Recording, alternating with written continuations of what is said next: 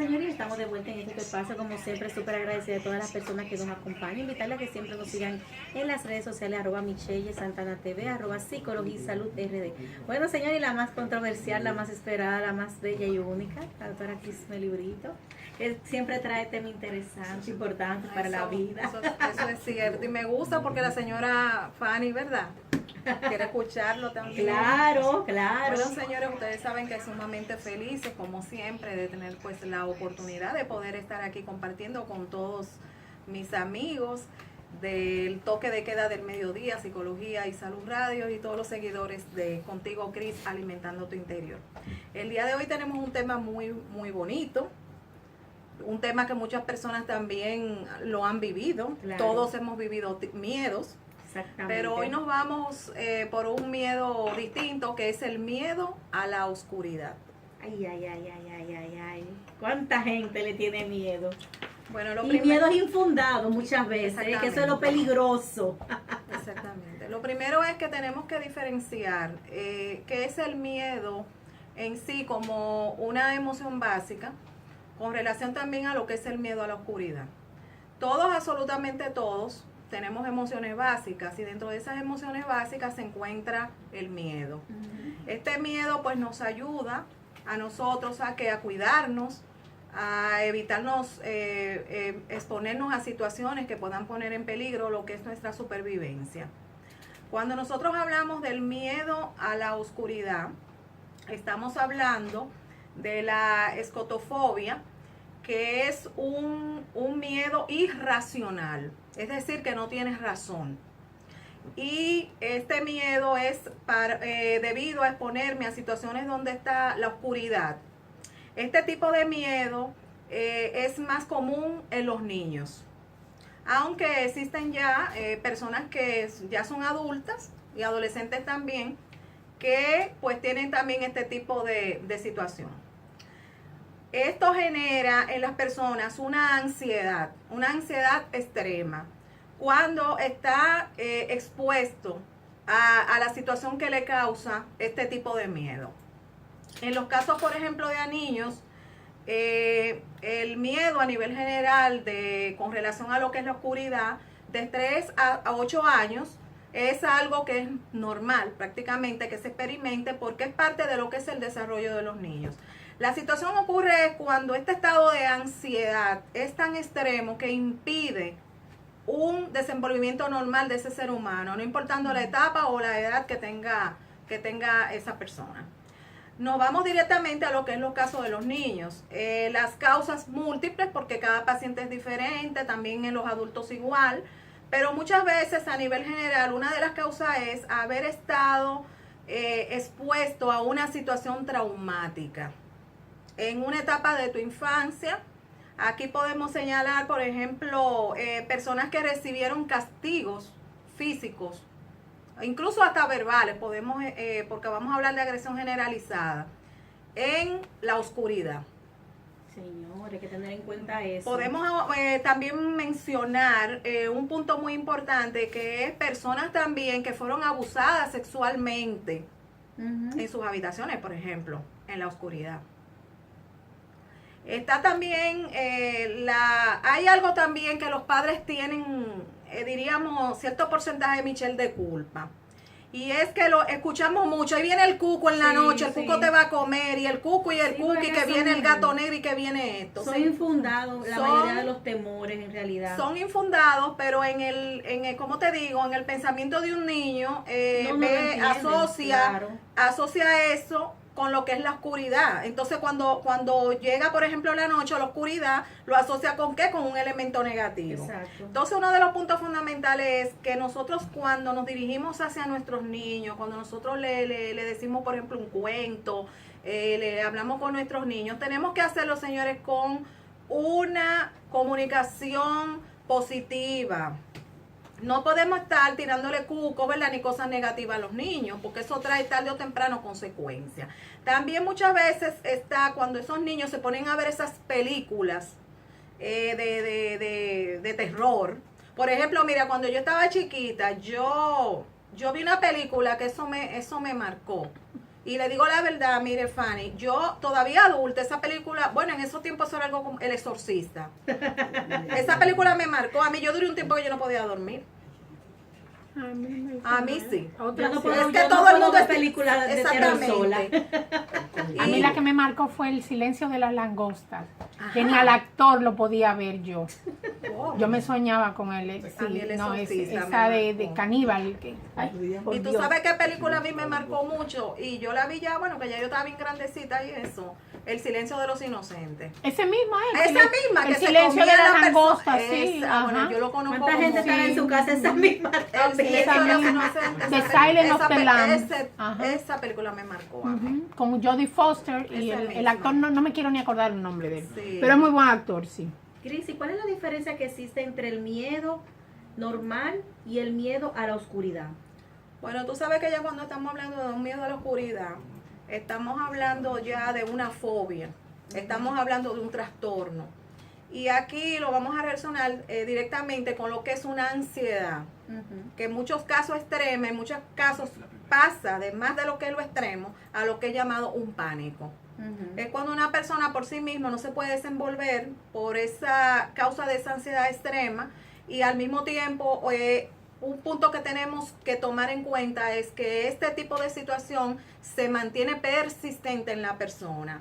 No es que viene y va, sino que se mantiene desde que esa persona hace exposición a eso que le causa ese tipo de ansiedad extrema, surge de nuevo esto. Pero en algunos casos la situación es tan complicada, diríamos, que la persona simplemente de imaginarse la situación se le genera la ansiedad. Exacto. Entonces existen, como tú sabes, diferentes tipos de fobia, diferentes tipos de miedo, pero en el caso del miedo a la oscuridad es un miedo más complicado porque deteriora más a las personas, debido a que todos los días, lamentablemente, se va a hacer de noche. Exacto. Todos los días vamos a ver oscuridad. Pero sí que tenemos que diferenciar. Una cosa es ese miedo normal que yo tengo cuando yo estoy en un lugar oscuro, en un lugar desconocido. Es un miedo generalizado que todos lo vamos a sentir porque es un miedo que a lo desconocido. Es un miedo a que yo estoy en un lugar donde no me puedo estar en una situación de peligro. Hasta ahí vamos bien. Pero el problema es cuando a ti todo lo que se llame oscuridad te causa te malestar. causa un malestar. Y que este tipo de malestar no solamente te va a traer situaciones desde el punto de vista de lo que es lo emocional psicológico, sino también desde el punto de vista físico. Porque dentro de esas síntomas, por ejemplo, que ocurren, están desde el punto de vista de lo que es lo conductual, como también, por ejemplo, conductas de evitar o de huir a tú exponerte a situaciones que te ponen ¿cómo te digo? En peligro. En oscuridad. Ujú. Todo lo que es oscuridad tú lo vas a evitar, tú lo vas a desechar, vas a tratar de no exponerte a esa situación. Pero también hablamos de síntomas relacionados con ¿qué? Con problemas digestivos, alteración de la presión arterial, hablamos de sudoración, hablamos de sequedad, hablamos también de casos de situaciones que tienen que ver con inhibiciones digestivas, hablamos de casos relacionadas con un nerviosismo permanente, hablamos de casos de taquicardia, hablamos de casos de insomnio, que es uno de los motivos principales de por qué tenemos que entender que uno de los miedos que más deteriora a la persona es este tipo de miedo, porque trae trastornos de sueño y lo que es la situación de insomnio, y esto se sabe que de una forma u otra va a pasar factura en la salud general de la persona, tanto desde el punto de vista físico como en todo lo que es su bienestar emocional. Cris, vamos a invitar a los amigos a que nos llamen para que te pregunten 809-539-8850 si quieres saber, ¿verdad? O explicar algo que le esté pasando. Y te quería preguntar, entonces no es sano que a los niños le hablen del monstruo, ni de la oscuridad, ni de ese tipo de cosas. No es sano, Michelle. Y eso es bueno que los padres lo no es escuchen, sano. porque es muy común esto. No es sano. Lo importante es que nosotros sí tenemos que hacerle cuento a los niños. Nosotros tenemos que conversar con nuestros niños, nosotros tenemos que ayudar a nuestros niños con todo esto, claro está, para su bienestar emocional, pero siempre basándonos en qué, en afirmaciones positivas, Exacto. en todo lo que es sustituir, sacarnos de esa boca ese cuco, ese diablo, ese qué sé yo qué. Porque era y una forma como sustituirlo. fácil de salir del tema Sí. o de corregir al niño, Exacto. dándole miedo. Exacto. Ajá. Hay un punto también que tenemos que tomar en cuenta. Cuando ya vemos que esa conducta del niño pues se pasa de lo que es una ansiedad extrema, donde vemos que ya ese comportamiento del niño pues le está trayendo situaciones a nivel generalizada, es el momento que nosotros tenemos que entender que tenemos que buscar ayuda especializada. Ahora bien, nosotros también podemos ayudar a nuestros niños. ¿Y cómo podemos hacerlo? Como dije, reforzando los cuentos, ¿verdad? Y todo lo que le vamos a decir a los niños de una forma positiva. En el caso, por ejemplo, de cuando estamos con un niño que tiene un poco de este tipo de situaciones, utilizar estas lamparitas que tienen la luz tenue y podemos ir graduando, o sea, el nivel de luz de la habitación. A mí me gusta mucho el uso de los peluches. Poner el bebé, el niño, ¿verdad? Que se abrace de su peluchito y su cosa, porque con eso pues siente que realmente tiene como una compañía, que no está solo. Está también un punto muy importante, que no dejar las puertas cerradas.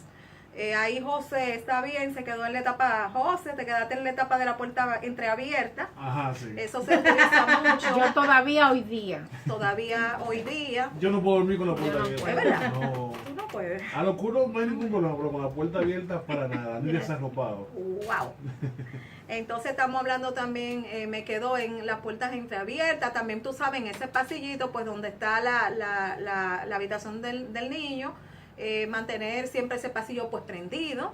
Exacto. Evitar, Sí, porque una aquí, exacto, eso mismo, evitar a esos niños que estén expuestos a estas películas relacionadas con cosas de terror y todas estas situaciones de diablos, terror y cosas negativas, cuentos también que sean con todo este tipo de situaciones negativas. También tenemos que chequear mucho, tú sabes que, Michelle, los aparatos electrónicos. Sí, eso es un punto importante. Porque ahora mismo los bebés, yo le voy a decir una cosa, doña Fanny, los niños ya saben más que uno. Sí. Entonces siempre tenemos que estar supervisando qué es lo que nuestros bebés miran, qué los niños están mirando por ahí, para evitar todo esto. También esos cuentos, evitar esos cuentos populares, que Esos muchas cuentos veces de muerte, que alguien vio, que alguien le vio, y que la encantan. bruja de noche salió volando, Sí, y ajá. todos esos disparates, porque todo eso pues daña mucho y crea situaciones a nivel de miedo en lo que son los Y niños. con relación, por ejemplo, a la manipulación, en el caso de los niños, que a veces dicen, yo le tengo miedo a la oscuridad por ir a dormir con los padres. ¿Qué se puede hacer en ese caso? Bueno, en ese caso, lo primero que yo te dije es que tú tienes que identificar como padre Exactamente. cuando es un miedo a la oscuridad, ya por una fobia, una patología que O él te cuando lo, va a es una te lo va a manipulación. manifestar mediante lo que son, lo que yo te expliqué. Pero ya cuando es una manipulación, pues algo está, y es que hay que decir correctamente, a los niños no podemos aceptarle que estén durmiendo con papá y mamá. Claro, es que no se puede, inclusive no le hace bien No le hace a la bien. relación de pareja, ni le hace bien al niño, porque hay un deterioro.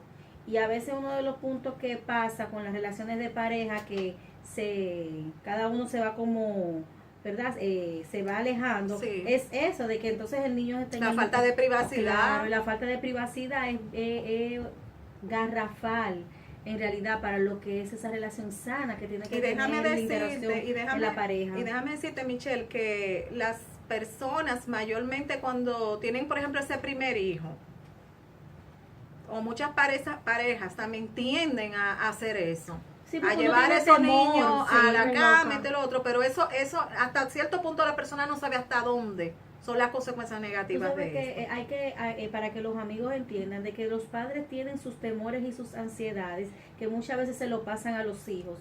Entonces entiende que el niño le puede pasar algo. Si el padre tiene temor a la oscuridad, va a tener temor de abandonar de dejar el niño porque va a sentir que lo está abandonando. Si tiene creencias también de que aparecen muertos o cierta cosa o tuvo alguna situación, todo eso se lo pasa al hijo.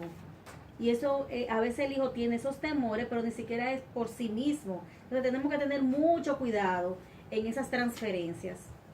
Eso es un punto importante. Claro que sí, tomar en cuenta también que cuando se requiere pues de buscar ayuda especializada hay que hacerlo. No podemos nosotros mismos creer que nosotros le vamos a dar las pautas necesarias, por ejemplo, a un niño, o usted mismo si tiene cualquier tipo de fobia, no importando que sea a la oscuridad, a la sangre, a la muerte, a ponerse viejo, a miles de fobias que existen, hay que buscar ayuda especializada porque es la manera de realmente nosotros entender que nos queremos y que queremos estar lo mejor posible como seres humanos. Uno también de los puntos que tenemos que entender es que existen algunos tipos de fobia que no requieren de esa ayuda especializada porque no, o sea, como con esa prisa, diríamos, que lo requiere, por ejemplo, a lo que es la oscuridad, porque si, por ejemplo, Michelle, yo tengo una fobia, por ejemplo, hacia las culebras, es algo que quizás yo no voy a estar tan comúnmente Exactamente, tú no vas a estar expuesta exacto. a un lugar, a un hábitat donde pues puedo estar, ¿verdad? Con culebras y eso es más manejable. Pero ya cuando hablamos del sueño, cuando hablamos del poder descansar, del poder dormir, cuando hablamos de todo esto, pues ya estamos hablando de algo que hay que prestarle suma atención, porque de ahí se generan una serie pues de enfermedades. También entender que las personas necesitan entender que cuando un miedo persiste y se mantiene en una continuidad, necesita ver qué está ocurriendo aquí. Hay que buscar ayuda.